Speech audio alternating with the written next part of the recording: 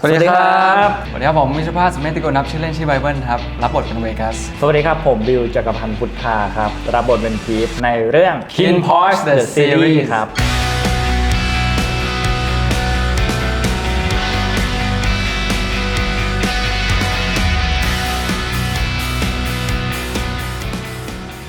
ครับผมเวกัสนี้เป็นคนที่คิดเยอะแล้วก็วางแผนค่อนข้างคล้ายๆผมเพราะว่าผมเป็นคนที่คือแบบว่าถ้าเกิดมีเป้าหมายอะไรมันจะหมกมุ่นกับมันคือชอบอยู่ในโลกส่วนตัวของตัวเองอะไรเงี้ยครับแต่ว่าที่ต่างไปก็คือว่าเวกัสเป้าหมายของเขามันจะซับซ้อนไปมากกว่าของผมครับความต้องการของเขาถ้าเกิดดูผ่านๆครับมันอาจจะดูแบบว่าแค่เขาอยากจะเอาชนะตระกูลหลักจริงๆความต้องการของเขามันไม่ใช่แค่ง่ายๆแบบว่าแค่เอาชนะตระกูลหลักครับผมอันนี้คือสิ่งที่แตกต่างไปสำหรับตัวพีทเองพีทเป็นคนที่มองโลกในแง่ดีครับเอาใจเขามาใส่ใจเราเสมอเข้าใจคนเป็นคนที่รู้ว่าคนอื่นคิดยังไงอะไรเงี้ยทำให้ทุกอย่างบนโลกนี้มันสดใสมากขึ้นก็มอบความสุขให้กับคนอื่นครับแตกต่างจากตัวบิวตรงไหนแตกต่างในเรื่องของความเป็นผู้นำมากกว่าเพราะว่าตัวพีทเองเป็นหัวหน้าบริการก็ต้องแบบมีความเป็นผู้นำคนจะแตกต่างกับบิวโดยสิ้นเชิงบิวจะเป็นคนที่เห็นด้วยกับทุกสิ่งที่ทุกคนทำคือบิวจะคอยสนับสนุนอยู่ข้างหลังเสมออะไรเงี้ยอันนี้เป็นข้อแตกต่างระหว่างพีทกับบิวครับวันที่ได้รู้ว่ารับบทพีทวันแรกคือ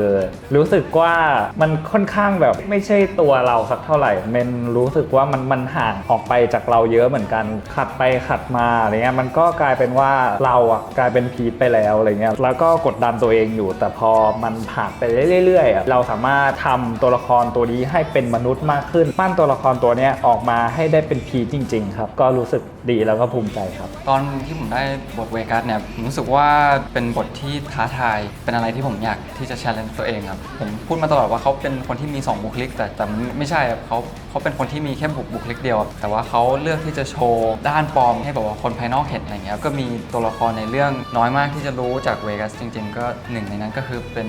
พีทแล้วก็น้องชายมาเก๊าอะไรเงี้ยว่าเวกัสเป็นคนแปลกใช่ผมก็เป็นคนแปลกเหมือนกันเลยรู้สึกว่ามันเข้ากันดีผมเป็นนักแสดงมือใหม่นะครับอันนี้คือเรื่องแรกที่ผมเคยเล่นเลยแล้วก็ผมรู้สึกว่าการที่เราเวิร์กช็อปเป็นอะไรที่ช่วยผมเยอะมากเลยแล้วการที่มีผู้หญิงมาช่วยวิเคราะห์ตัวละครแบบเวลาผมอินเทอร์เพตหรือวิเคราะห์อะไรเนี่ยผมจะมีโอกาสที่จะเช็คตลอดว่าที่ผมคิดเนี่ยมันถูกต้องไหมเล่นหรือว่าที่ผมอยากเปลี่ยนคำหรืออะไรเงี้ยมันถูกต้องไหมผมก็เลยรู้สึกว่ามันเป็นอะไรที่บอกว่ามันดีที่เราได้มาเหมือนค้นคว้าตัวละครพร้อมกันของบิวเองในส่วนของเวิร์กช็อปการแสดงก็รู้สึกว่าเราอยู่กับมันมาค่อนข้างนานตัวละครตัวนี้คิดยังไงเขามีวิถีชีวิตแบบไหนเงี้ยเราก็รู้สึกว่าเขาสามารถเป็นคนเดียวกับเราได้เราวิเคราะห์จนแบบค่อนข้างลึกเลยทีเดียวว่าตัวละครตัวนี้มันเป็นยังไงส่วนในเรื่องของทักษะอื่นๆมีการเวิร์กช็อปแอคชั่นด้วยแล้วก็เรียนทุกอย่างเลยไม่ว่าจะเป็นมีดการยิงปืนแล้วก็คิวแอคชั่นการต่อสู้ต่างๆเป็นเรื่องแรกด้วยที่ได้เล่นแบบแอคชั่นซึ่งมันชาเลนจ์ตัวเองเหมือนกันของส่วนตัวบิวเองบิวคิดว่าน่าจะเป็นความสนิทของเรามากกว่าเนาะrelationship มากกว่าพูดถึงไบเบิลก่อนอย่างเงี้ยเวลาอยู่ในกองเขาก็จะมาคุยกับเราตลอดเรารู้สึกว่าเราสามารถเป็น comfortable ให้เขาได้เขารู้สึกที่อยากจะพูดกับเราก็รับฟังเขาแล้วก็คุยกับเขาในทุกๆเรื่องมันสนิทใจที่จะอยู่ด้วยกันมากกว่าเวลาเข้าซีนกันมันจะได้ไม่ต้องมีการแบบเค้อเขินกันอ่ะมันสามารถเล่นไปได้โดยธรรมชาติเลยมันจะทำให้การทำงานมันโฟล์มากขึ้นการแสดงมันไหลลื่นได้มากขึ้นครับคือความสัมพันธ์ระหว่างนักแสดงกับมันสำคัญในเวลาเราเข้าซีนอะไรเงี้ยผมกล้าที่จะเล่นในเวที่ผมเล่นเพราะว่าผมเชื่อใจผู้แสดงของผมครับแล้วก็มันก็มาจากการที่เรานิสัยคล้ายๆกันเราชอบหลายอย่างที่แบบคล้ายๆกันแล้วก็เราทำงานด้วยกันมาปีครึ่งแล้วเราทำงานกับตัวละคร2ตัวนี้มานานมากแล้วผมก็เลยรู้สึกว่าความสัมพันธ์มันมีอยู่แล้วในเรื่องของการเวลาแล้วก็ในเรื่องของการที่เราแบบเข้ากันได้อะไรเงี้ย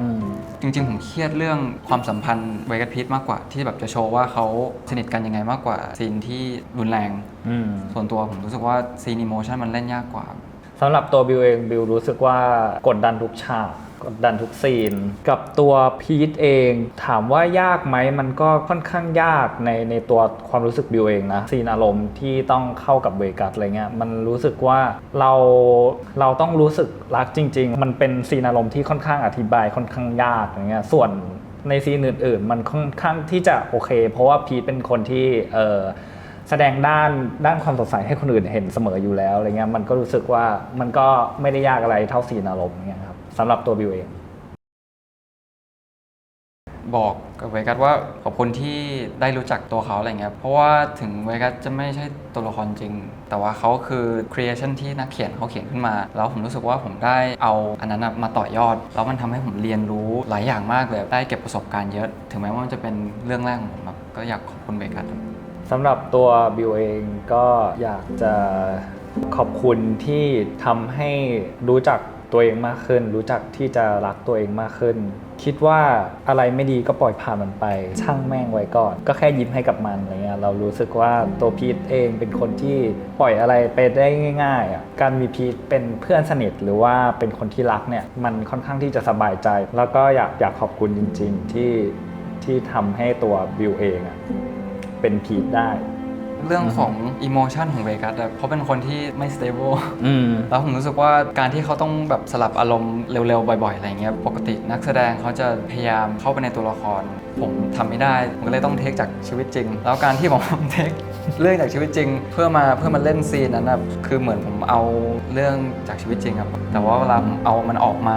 เป็นการบำบัดในตัวด้วยออกมาคิดแล้วก็ออกมาวิเคราะห์แล้วก็มันก็ทำให้ผมรู้สึกว่าแบบจริงๆเรื่องมันก็ไม่ได้เลวร้ายขนาดนั้นเวลาเราได้แบบว่า process มันอะไรเงี้ยก็ขอบคุณเวกัสที่ช่วยให้ผมฮีลตัวเองด้วยครับ